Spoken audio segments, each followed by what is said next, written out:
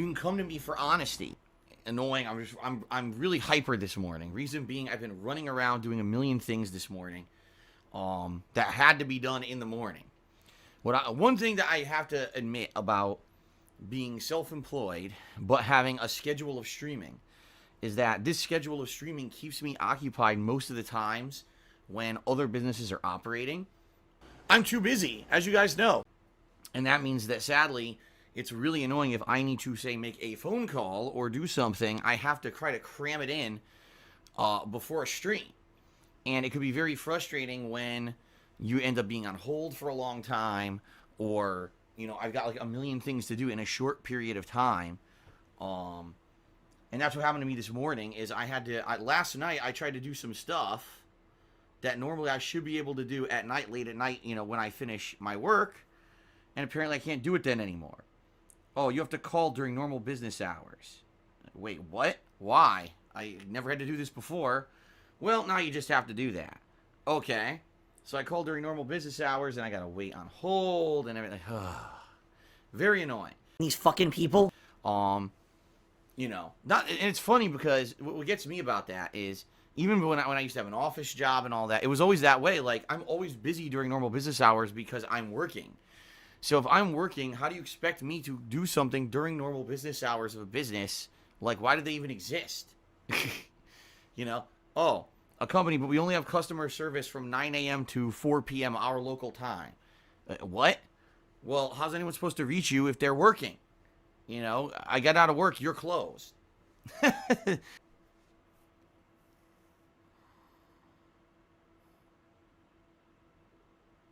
Continuing on with Donkey Kong 64. Oh boy. So we're in the middle of World 5. And one of the annoying things that I've come across here in World 5, backtracking. Apparently some people thought it was fun because apparently this game was a bestseller back then, and people still say, oh man, this game's my childhood. And I'm like, geez, I feel bad for you. I really do. If this game's your childhood, you know. One final thing, there's no sub goal this month. The reason being, this month has been so hectic. You know, the first week of the month I was sick. And now we're really focusing in on raising tips so that I can pay this guy to do my taxes. So because of all that, I decided it doesn't really make much sense for me to now be trying to push subs when really it's tips that I need to be raising in order to make ends meet and do stuff this month. It would be kind of, you know, counteractive to be pushing one thing over the other when I really need one thing instead of the other. So please understand that's why we're not doing a sub goal this month. Excuse me. Phil, you're the best. Thanks for always streaming and saving my friends and I from boredom. My friend mentioned last night you should write a book about your streamer career. Would you ever consider writing a memoir? No. I mean, the truth of the matter is this. I've said this all along. I've never, ever, in my 11 plus years that I've been an internet personality or content creator, whatever you want to call it, never viewed myself as anyone big or important. I just see myself as a Joe Schmo guy who stumbled into this completely random and by accident, and on a whim somehow turned his life around because, yeah, it's true, my life was shitty until I started kind of, you know, doing stuff that was productive on YouTube, and that people basically felt had value. I had hated everything else going on in my life at the time. It was like insanely lucky that I kind of stumbled into doing this at the time and got popular the way that I did. You know, I was very, very lucky. Right time, right place, as they say. But I don't see myself as anyone important. I don't see myself as anyone that anyone really would care about reading a book about. You guys know my story because you've been here every step of the way for 11 plus years. Some of you anyway. I'm sure not all of you watched me for 11 years. But I've been very public about everything going on in my life for 11 years. You guys know the ups, the downs, everything that happens with me. You know, in reality, could I summarize all of that into an entertaining book and give you some behind-the-scenes insights and everything? Yes. Would anyone care about the book? I don't think so. I don't think anyone would give a shit. If the only reason I would ever write a book, and this is being very truthful, is if I feel that someone could read my story and learn from it and basically use it as a life experience that they would not make the same mistakes that I made, but also maybe learn some of the good advice that I've had from over the years, things that are helpful as well. So things to avoid and things that are helpful. That's why I would write a book. I wouldn't write one of these fucking fluff-ass dumb shit books from some of these YouTubers who think that they're hot shit. And because they've got a bunch of million idiots who follow them on YouTube to watch their garbage, that they fucking put out a fluff-ass book that's a piece of shit and doesn't help anyone, and then they make a bunch of money making a piece of garbage, all right? I'm not going to make a book that you sit there and you rip the pages out and wipe your ass with.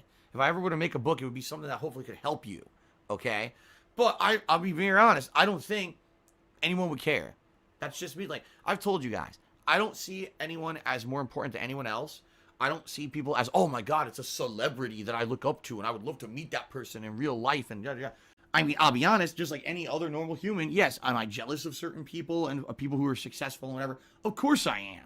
Of course I'm going to have jealousy. That's a natural human emotion for those who have more than you. You're always going to have that natural kind of jealousy of those who maybe have, been more successful or things like that. I don't have those kind of feelings about people. I never have. I never been starstruck. You know what I mean? So when people tell me, oh, Phil, but you don't understand, you're an internet personality and people would like to hear your story, whatever. I'm like, they would? I don't really care, right? I don't think so. I don't see it that way. So for me, I would only like begrudgingly ever even do anything like that because I really don't think anyone would give a shit about me. I'm just saying. Now it's funny because 11 years later, here I am, still, still able to do this for a living and everything. So you would think maybe there is evidence to the contrary that people would be interested, but I don't know, man. For me, I seriously don't think it would be anything that would sell. I don't think anyone would buy it at all. More than likely what would happen is people would just fucking pirate it, like usual with my content. And I don't think that it would be anything that anyone would care about. Although it's hilarious because if you guys didn't hear, Ninja is coming out with a book soon about how to do well in competitive games and how to always win.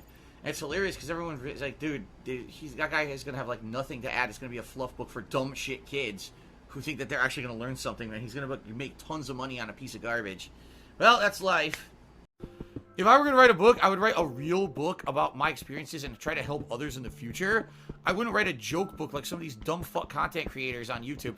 Oh, I'm a popular YouTuber, so I'm going to make a book that's a big comedy joke and blah, blah. Fuck you. You make dumb fucking videos on YouTube, dumb skits and shit, or, no one gives a fuck about your stupid book besides your fans who you milk for money every possible fucking second, selling all kinds of stupid dumb merch and fucking cups and food tie-ins and shit. And now you gotta sell a book that's a piece of shit too. I'll actually try to make a meaningful book that people could learn from. It says, is the positive vibe, positive grooves meme considered a detractor meme? I think it's funny. I don't think it's malicious. I don't think it's a detractor meme. No. It was funny because people kept repeating it 100 times in my stream chat, and if anything, it's not the statement that I think is annoying, it's the fact that people keep repeating it so much. This is cool because I'm getting that positive vibe that I had for most of 2017. I'm getting it back now. I'll be honest, for a few months there, I was feeling very apprehensive. I was feeling very, uncertain of the future, but now I'm getting that groove back, getting that vibe back. I'm ready for fun stuff. I hope you guys are ready too, because it's going to be popping on stream every single day. We're going to have so much fun going on. What the hell did I just do? Look at this. What the fuck's going on? What the frick? I'm not trying to do that. They say the 2017 vibe thing because you look like Scrooge McDuck rubbing your hands together. What's wrong with someone rubbing their hands together? What's wrong? Hold on a second.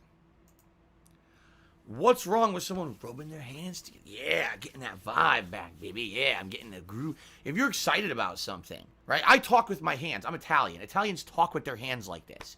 If you are excited and you want to talk, yeah, I'm excited to talk. What's wrong with that? What's wrong with someone talking with their hands or having fun? It's just idiots. It's just people who just want to be negative about everything, right? And someone, wow, that is, what you're saying, I believe, is a racist term. Person who's trying to get me to say something racist. Not gonna work because I'm not stupid. So fuck yourself. Fuck yourself. Go fuck yourself, you racist piece of shit. Suck on your own racist dick, yeah. Fuck you, you racist motherfuckers. I don't care about your race or creed, so fuck you. If you do, you're probably an asshole. In fact, I guarantee it, so fuck you. I kicked the fucking ninja in the face. Flying ninja kicks all over the place. I said, fuck you, racist, fuck you, fuck you. Yeah.